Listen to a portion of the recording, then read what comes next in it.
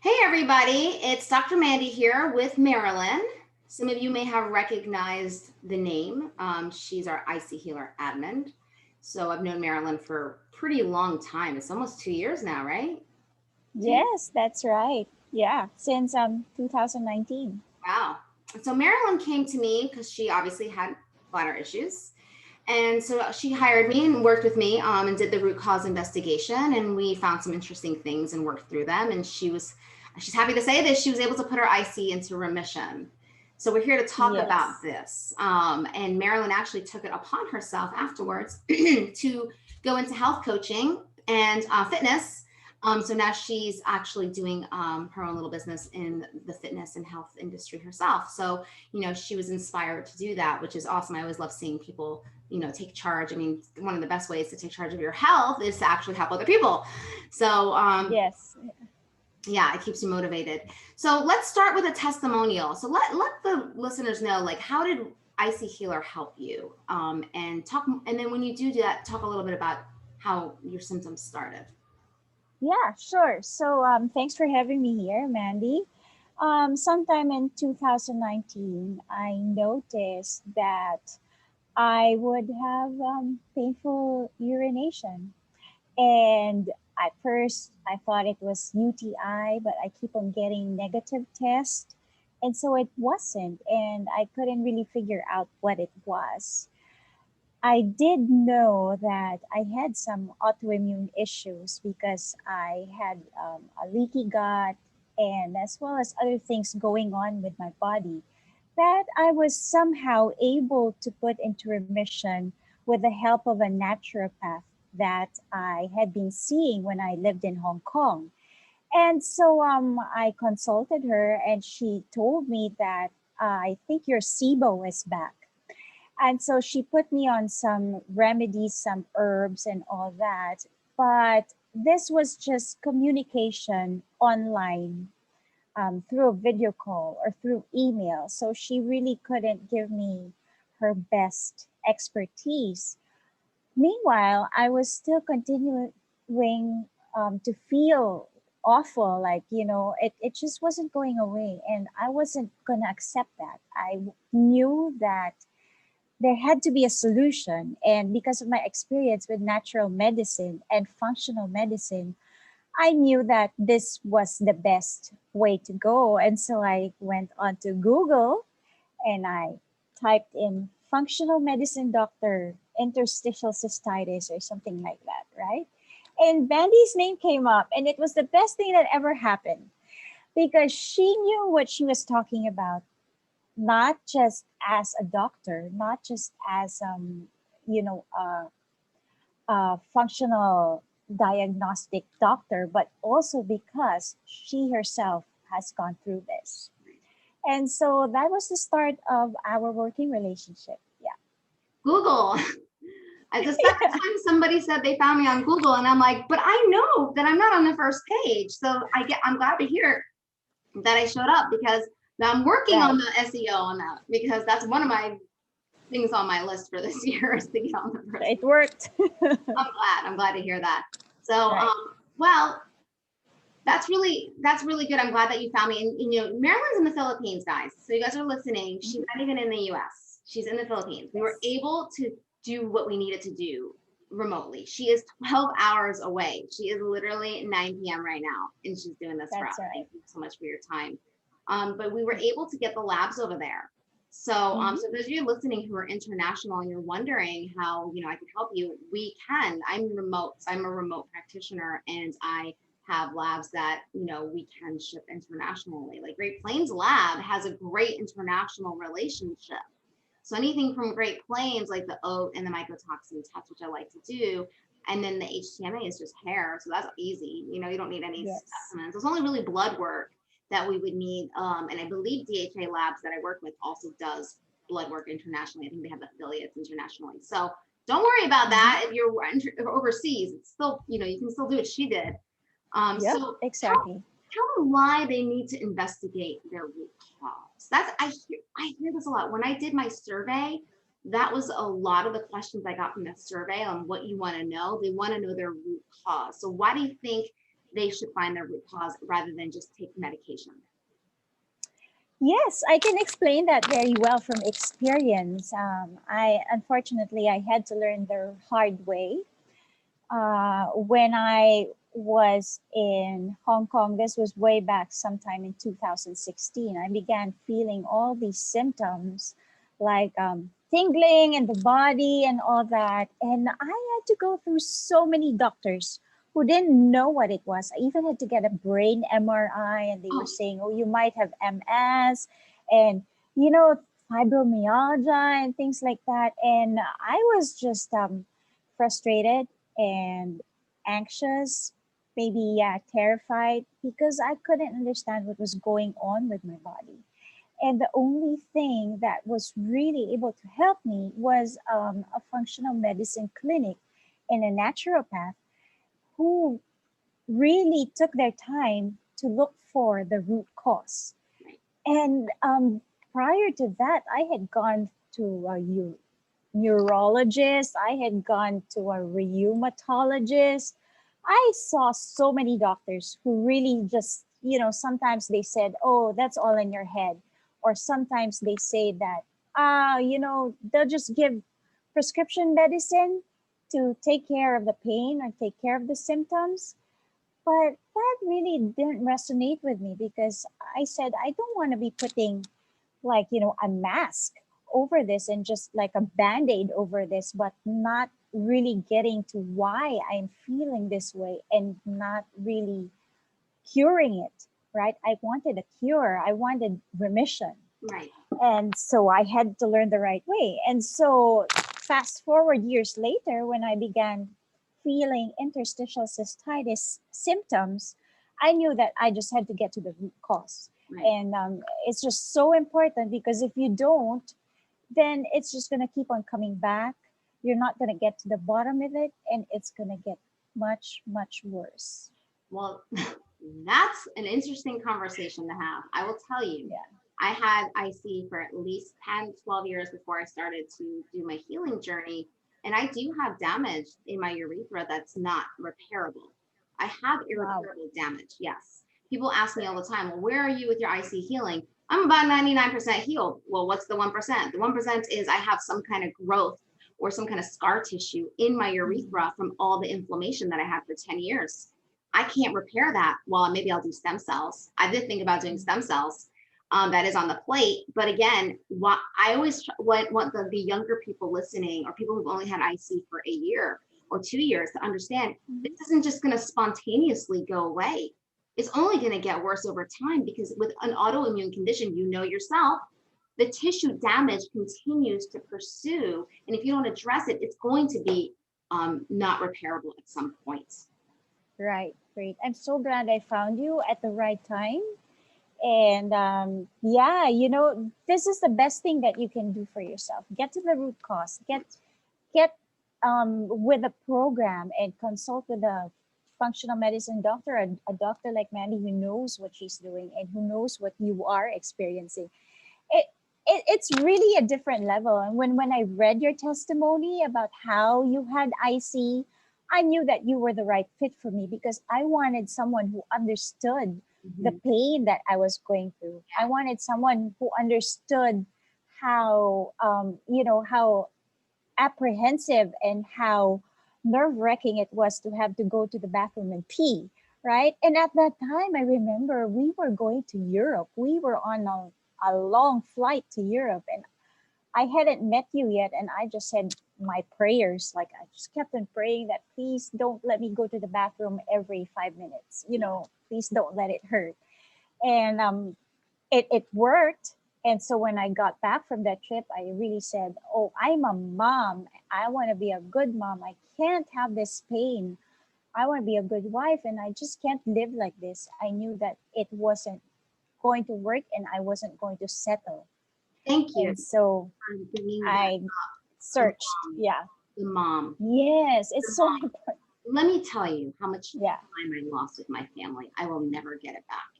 And that's why I want people to understand, I don't want people to go through what I went through. You know, the lab testings and so many I did, which were unnecessary. And that's why with the root cause investigation, we've kind of narrowed it down to 3. because I know that a lot of the tests, like sometimes people come to me and they're like, should I do a hormone test? I go, no, you don't need that right now. Hormone is upstream. We want to go downstream. So we start with downstream, and then we can always look later at hormones. Hormones are usually a result of the other things that you found. The hormones get messed up a lot of times when you have lack of minerals, or you're not getting enough nutrients, or a lot of chronic stress. So I'm really glad you brought up the mom, because a lot of moms are listening, and a lot of people listening have children. And I'm going to tell you, those kids are going to grow up like this. My kids are 9 and 13. I am not going to get that time back. And when I was in my worst pain was the time I really wish I could have cherished, and I couldn't because I had the pain. My daughter was 2.5 when I was first diagnosed. 2.5. And I couldn't enjoy her because I was constantly in pain. So yeah, I'm glad that you were able to grab that, and understand, listen, I want to spend time with my family. Mm-hmm. Exactly. I knew that this was not acceptable, and I knew that I had to be proactive, and I was done, and I was tired of being passed around from doctor to doctor and not really getting to the root cause. Yeah. I was done with that. And so I wanted a solution, and I knew that this would work. So going back, because I know it was a few years ago, do you remember what some of your root causes were? Maybe you can share with I know a lot of them want to know what was your root cause. Yeah. And I want to understand everyone's root cause is different. Even though I do the same labs on everyone, I find so many patterns, but then I also find a lot of differences. So don't think just because her root cause was this, that's going to be yours. Yes, exactly. So I had a history of being prescribed antibiotics from a child until my adulthood. And this was for chronic cough, maybe asthma and allergies that I would get maybe 2 to 3 times a year, and never failed. They will always give me heavy antibiotics, sometimes 2 at a time with steroids. And so that really messed up my gut. And when Mandy had me do a GI map stool test, oh my goodness, I had like 0 good bacteria and a lot of the bad bacteria like Klebsiella or whatever, right? Like all these things that you can that they were just bad bacteria, and maybe just one kind of good bacteria and a really low amount. And so my gut was really not at an ideal state. I did have SIBO. So I would say that is one cause. Can you explain to them what SIBO is? Okay, SIBO is small intestine bacteria overgrowth. There you go. So that's kind of hard to treat because it's in the small intestines and it's not just in your tummy. And when you have all these bad bacteria, there's a good chance that these are systemic, right? Like it's not just in your gut, it's going on to different tissues and different parts of your body. And that's why it was also in my bladder. Aside from that, because I had no good bacteria, my gut could not process oxalic acid or food high in oxalates like normal people would. So there were a lot of food that I had to avoid.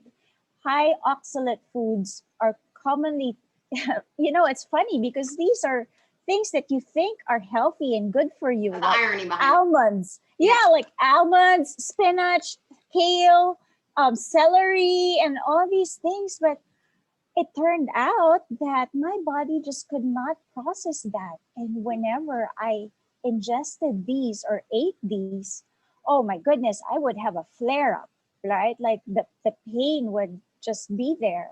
And so through the help of Mandy, we were able to discover that that was a big issue of mine. And when I slowly, you need to slowly back off high oxalate foods, okay? And never do it without the help of Mandy or a doctor, because you need to know what you're doing when you're backing off high oxalate foods. When I slowly eradicated those foods from my diet, I stopped having the pain. And if I eat something, then it would flare up again. And so I knew, aha. So I now know what to do with my body. I now know how to take care of my body. So I just got somebody wrote in the chat feature, I've been suffering for a year after microgen. She found the root cause is enterococcus. So I want to mention that that's not your root cause. That's a symptom of what Marilen's talking about. Enterococcus faecalis is ubiquitous amongst the IC population. I had overgrowth of enterococcus. Enterococcus is actually originating from the GI tract. And the reason why it's there is because enterococcus is an oxalate degrading bacteria, big time, big time. And when we don't have the right bacteria, like you said, because of the antibiotics wiping out the good bacteria, especially the main one, which is Oxbacter, but there's others too, but Oxbacter, and then there's a few lactobacillus species as well that do degrade oxalates. The Enterococcus picks up the slack, but it's also pathogenic. So it's a commensal bacteria, which means it's friendly in small amounts, but it does become pathogenic when it overgrows, and then it does migrate from the gut to the bladder. So that's why when people do the urine analysis tests, which by the way, I don't really like microgen that as much anymore because it's PCR and we're finding out that the PCR test is a little bit not accurate. But if people do the microgen, I'll still look at it. Enterococcus seems to be high in the urine. I don't remember if we did a urine test on you, did we? No, we did not. No urine test. But I did I had a really old organic acids test. Yes. Yeah, so sometimes we'll do stool, and if I do the GI map, I'll see enterococcus, and I'll see it in the gut, and I'll see it in the bladder, and that solves the problem, because I'm like, okay, yeah, this is there probably because of some type of hyperoxaluria. The one thing that I want people listening to understand, it's not all coming from your diet. So oxalates are actually, and you know this, oxalates are produced in your body. You are a producer. Some people are more prone to being endogenous producers of oxalates because of their genetics. It could also be due to a microbe overgrowth like fungus, especially mold, and it can be due to vitamin deficiencies such as B6, B1, magnesium, and various other minerals such as sodium and potassium and calcium. So we had to balance Marilen's minerals. We had to balance her nutrients so that she became a better metabolizer and less of an endogenous producer of oxalates. And she had to reduce it in her diet too. So it kind of goes hand in hand. You got to reduce the amount your body's producing, and you got to reduce how much you're eating to reduce the total load of the oxalates in the body. Right. So that's what she did. And that was what really helped her a lot. But Marilen had some autoimmune issues as well. Do you want to talk about them? Yeah, sure. I can't really pinpoint, what exactly they are, but I know I do have thyroid problems, right? Which only came out in the later part. Like actually when we were meeting together and you suspected it and you said that you should just give your body some help and get on natural desiccated thyroid. It's called subclinical hypothyroidism. Yeah. And so that really took care of a lot of issues like my fatigue and my insomnia. When I'm at the right dosage, then I feel great and I'm able to do things that I need to do and that a mom has to do. And I also had, well, of course, the leaky gut, and every now and then I'd have joint pain. Yeah. So I remember that. A lot of issues. On top of that, like because of my autoimmunity, I have a tendency for my sugar to go high. I'm not diabetic. I'm not even pre-diabetic, but for someone who eats so healthy, I shouldn't have that number. My cholesterol is high too. Okay. Yeah. So those are just things that come with having autoimmune issues. Yeah, and you may have some genetics as well that's making you more susceptible to that. Your blood sugar could be related to cortisol. Right. Remember, we talked a lot about the cortisol. Yes, and we did take the Dutch test. We did eventually do that. Yeah, we eventually did that because I was really having problems with my sleep. And so you said that we need to take the Dutch test and see what's going on. And we also took the hair toxicity and mineral test analysis. And all of these tests were really instrumental in my healing. Yeah. How's your sleeping? Much better now. Yeah. Good. Because I remember you were having some insomnia. Oh yeah, I still have them every now and then, but I know what to do already, and Yeah. so I can manage my body. Yeah. Right. Yeah. For you, getting control of your cortisol was key. We had the adrenal calms that we had for you. Yes. So did you feel like the medical community just didn't take the time to understand your problem? Definitely. Oh, I was sitting in a rheumatologist clinic who said that what I was feeling was uh, something in my head, and it was like a basket term for nothing or something like that, right? Yeah. We've all heard that. So, and I like, oh, you don't know anything. I just wanted to scream. Oh yeah, I've done that before. Yeah, right. I had a Yeah, doctor and laugh so at me one time. He just laughed. He was like laughing. And I'm like, what are you laughing at? He goes, you must feel like you live in the bathroom. I'm like, is that supposed to be funny? Yeah. oh my goodness, yes, yes, because it's just terrible, right? To be going through that. Yeah. Why do you think they are like that? I hear this a lot from a lot of the patients saying the doctors mistreat them. Why do you think that is? Well, because they don't understand what you are going through, and they were not trained to look into the root cause of things.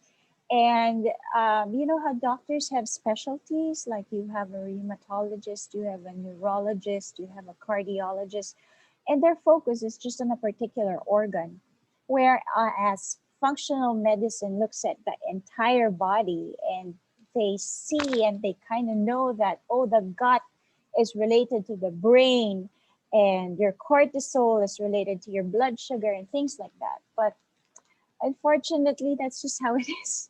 Well, I don't know how it is over there in the Philippines, but here I have friends that are medical doctors, and they say, through my parents, of course, and they say that they really have to stay within the 7 to 10 minute time frame with their patients because they have so many people in the waiting room. Yeah, because the way it works here, the way it works here Yeah. is there's all people in the waiting room, so you have to. And I've actually experienced it myself because I don't go to doctors anymore. But I went with my parents a few times to help them with their appointments because my dad has heart issues, and it was really.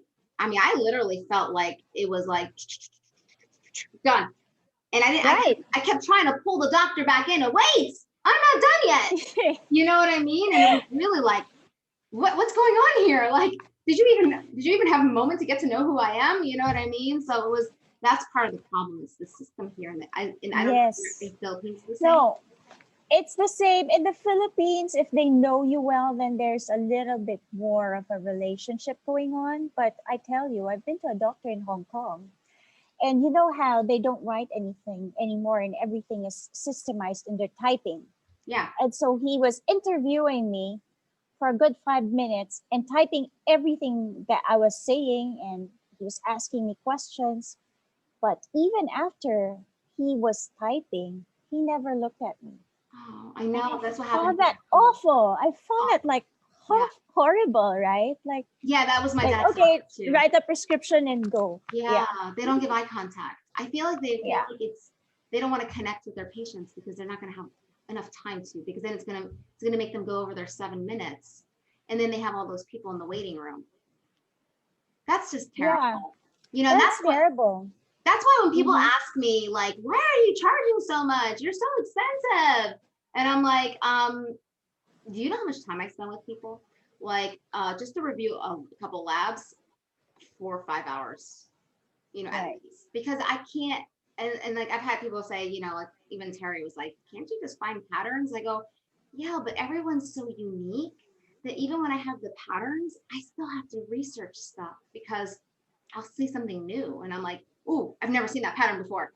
Okay, let's research. And so I spend the time, and then people, when they go through my program and they see all the documentation that I put together, they see it, you know, and I've had, a couple of people were like, wow, I didn't know what you do behind the scenes.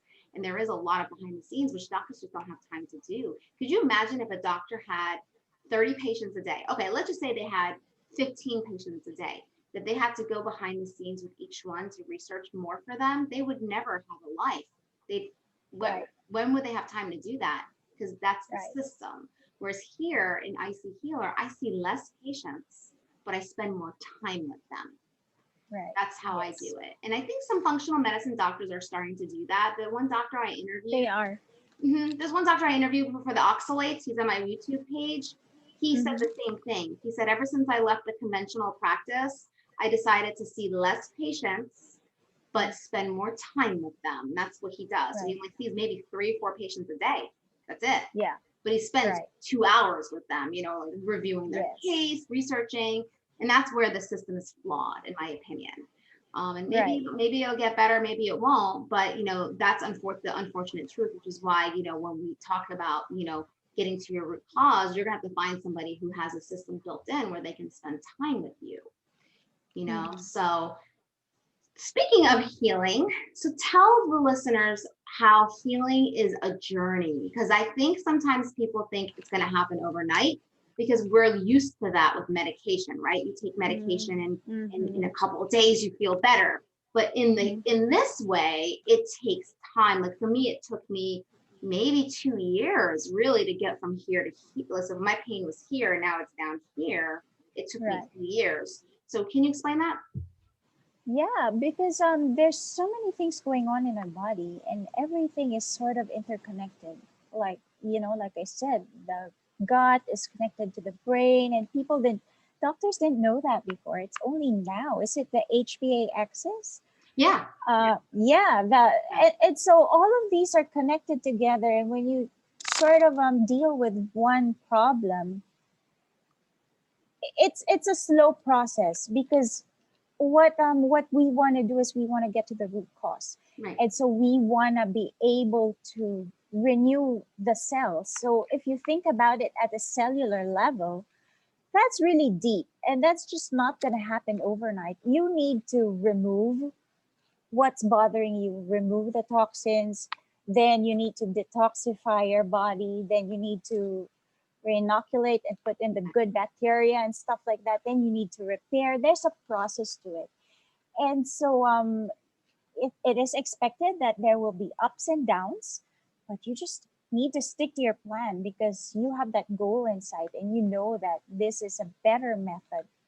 And I also don't like using pharma meds, like chemicals put into my body. And so I don't like the strong medication. I'd rather go with medical herbs, right? And so sometimes you need a lot of these herbs to kill certain bacteria. So, you know, it's not like an antibiotic where you give one strong antibiotic, you kill everything, including the good bacteria. Yeah. Some things are permanently gone. They never come back. Yeah, right, exactly. And so here, like I am with zero good bacteria, right? I don't know what my state is now, but I'm hoping all the probiotics that I've been taking, it's doing something, right? But yeah, so all your these nutrition is key. In fact, to reinoculate does involve a lot of fiber and eating a lot of foods that are going to be prebiotics. So we're actually finding the probiotics are good, but the prebiotics are actually going to be what's going to give you longevity to your microbiome. And that's nutrition. That's nutrition.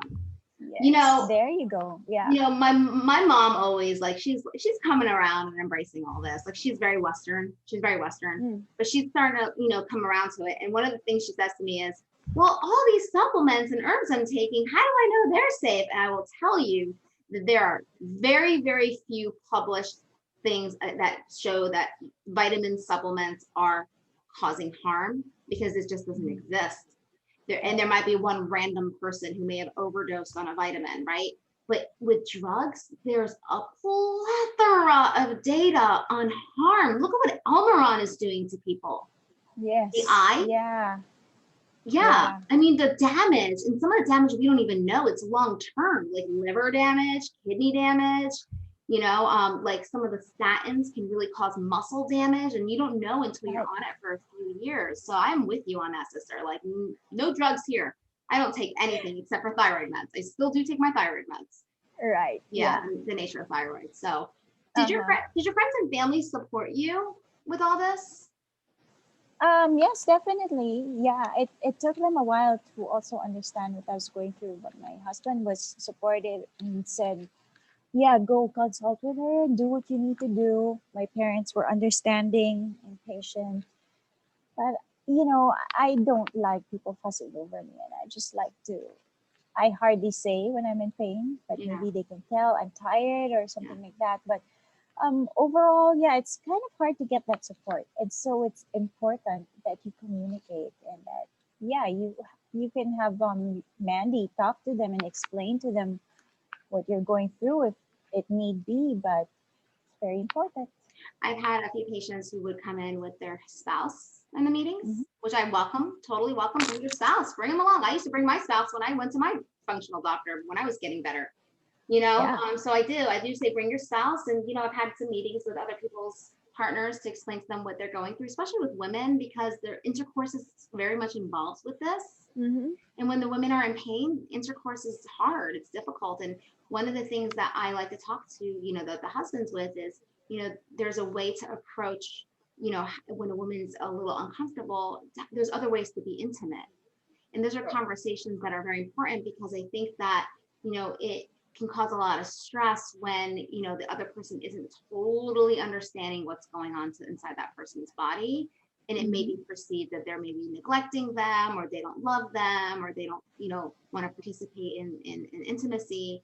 And so that's a really important thing, is to get your husband on board and help them understand. Maybe I'll make a mini course for just the husbands. I might just do that. That would be great. Yeah, Yeah. like just for the husbands. Yeah. Here's what's going on in their body, like a quick, like 20-minute recap. But Yeah. yeah, like that's important. And then there's also, it's also important to have. There's people who don't have anybody, though. I'm going to be honest with you. I've had patients who had nobody to talk to. Just single older women who just were lived alone, and so that's who I was for them. That was what the role I played for them, is I played Right. the support system. Yeah, that's amazing. No, yeah, and I totally get you, and I feel your heart because right now I'm in the health industry and fitness. I'm studying nutrition. I'm studying fitness training, and I just really love my clients. Yeah, Like I really love them, and I really want to help them.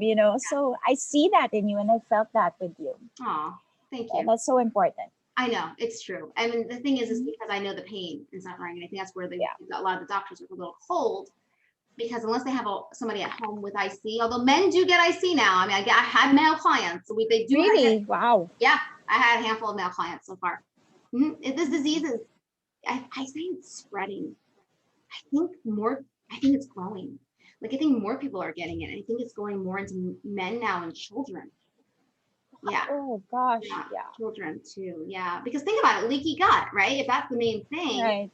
then of course that's going to affect Oh. all different ages. I mean, I always felt like, and I still feel like this, you know, nobody should have pain. But if you're in your 80s and 90s and you have pain, that's part of aging, right? But Right. if you're Yeah. in your Yeah. 20s and 30s and you have pain, like, do you Definitely really want not. to live the next 40 years in pain? Yeah, Yeah. yeah, Like I said, I just knew that this was unacceptable, yeah. and I wasn't gonna settle. Yeah. No way. So Mhm. let's wrap this up with what was the final thoughts you'd like to say to people who are listening right now? Yeah, so I know what you're going through, and most importantly, Mandy knows what you're going through because she suffered for 12 years. And she's like, when she and Terry were talking about the kind of pain that she had, it was nowhere near what my pain was. Like, like hers was like on a different level because it just kept getting worse for her because she was just seeing the wrong doctors Mm-hmm, and getting the wrong treatment, mm-hmm, and she had to do all these like chemical drugs and weird things being done to her bladder and her urethra, right? And so it just kept on getting worse. And you have a choice, right? And don't lose hope because there is hope. You can do something about it, and it's totally worth it. It's totally worth the investment. And I tell you, when I was working with Mandy, she was so responsive even if we were 12 hours away. Like I wake up in the morning, I see her chat because she's been researching about my case all night, something like that, right? That's just the kind of person that she is. And I'd ask a question and she would respond. And so all I can say is why go on a merry-go-round with all these different doctors? You'll save so much more money if you just go for the root cause and look and just solve it together with Mandy. And your other problems will get better too. I have people whose eczema gets better, their hair starts to grow back, their thyroid gets better, they lose weight, their skin. I mean, it's not, the bladder is just a symptom. The bladder is just a symptom. It is not the main problem. I'm telling you, people who are listening, it's not the main problem. Don't let anybody tell you otherwise. The bladder is a symptom of something wrong globally. And that global issue is a lot of things. I can't get into all of it, but if you go into my root cause investigation ebook, I talk about that. And I have a handout that I have. My new website's going to have a little handout that has the root causes of IC. There's a lot of different root causes. You just have to find out what yours is. That's it. Well, thank you so much for being here today. And it was a pleasure seeing you again. And I will. Yeah, I know. Yeah, we will chat some more. Thank you so much. Thank you. Enjoy your night with your family. Yeah, you too. Thanks. Have a good day. You too. Bye.